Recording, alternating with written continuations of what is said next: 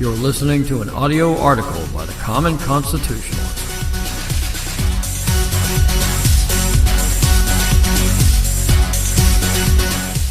Today's article is entitled, Stop Calling Them Palestinian Protests. Yesterday, the New York Post published an article chronicling the clash between Palestinians and Israeli troops on the Gaza border. They write that, quote, at least 52 Palestinians were killed in clashes with Israeli troops on Monday, casting a pall on the inauguration of the new U.S. Embassy in Jerusalem and marking the deadliest violence since the 2014 Gaza cross-border war, unquote, officials said. Obviously, these clashes were the result of the Trump administration's decision to move the American embassy from Tel Aviv to Jerusalem. Well, that's not really accurate now, is it? The U.S. Embassy in Israel is the only American embassy not located in a nation's capital city. Trump is merely trying to set things right. Yet we're not supposed to question the oddity of this. Instead, we are obligated to accept the anti-Semitic conventional wisdom that because Jerusalem is somehow disputed territory, it is not recognized as Israel's capital. And who disputes it? The losers of the war they started. It is called the Six-Day War and was fought, if you can call it a fight, in 1967. It's thusly called the Six-Day War in that it only took 6 days to beat back the many Arab nations who attacked Israel, as they always do. And funny thing about that, just as America doesn't attack unless first being attacked, so it is with Israel. They have never attacked another nation, Arab or otherwise, without first being attacked.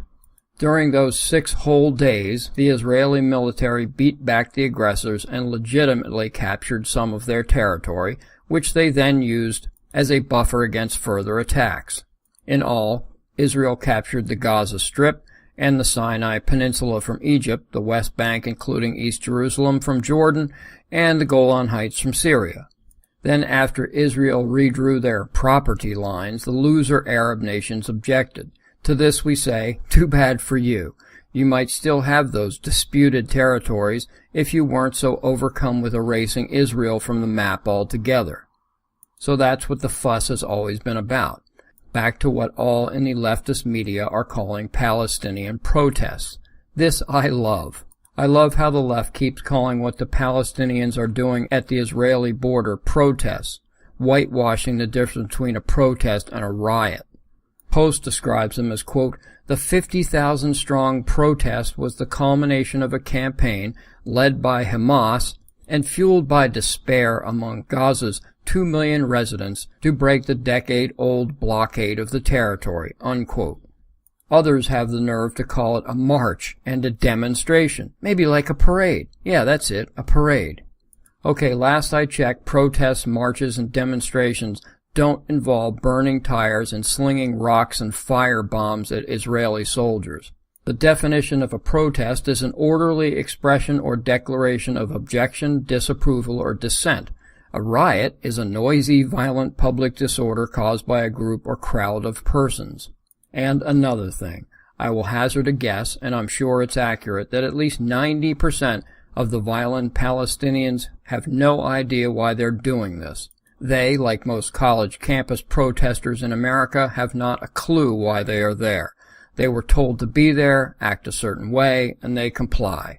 All the while, the organizers of the riots send these mostly young, angry men out there as purposeful cannon fodder, hoping for footage of Palestinian deaths which they can then broadcast to the world to garner sympathy from the dolts on the left. And just one more thing. Where are the environmentalist wackos? All we can see at the border is black smoke of burning tires set by peaceful Palestinian protesters. If this were some right-wing militia group burning hundreds or thousands of tires, the green weenies would be pitching a fit over the environmental impact this will cause to the region. Yet we hear nothing. You on the left can whine all you like about your precious two-state solution and the evil Israeli aggressors, but we in the real world see this for what it really is, and are glad as we can be that we finally have a president who sees through the nonsense and is siding with the good guys. It's about darn time. Thank you for listening.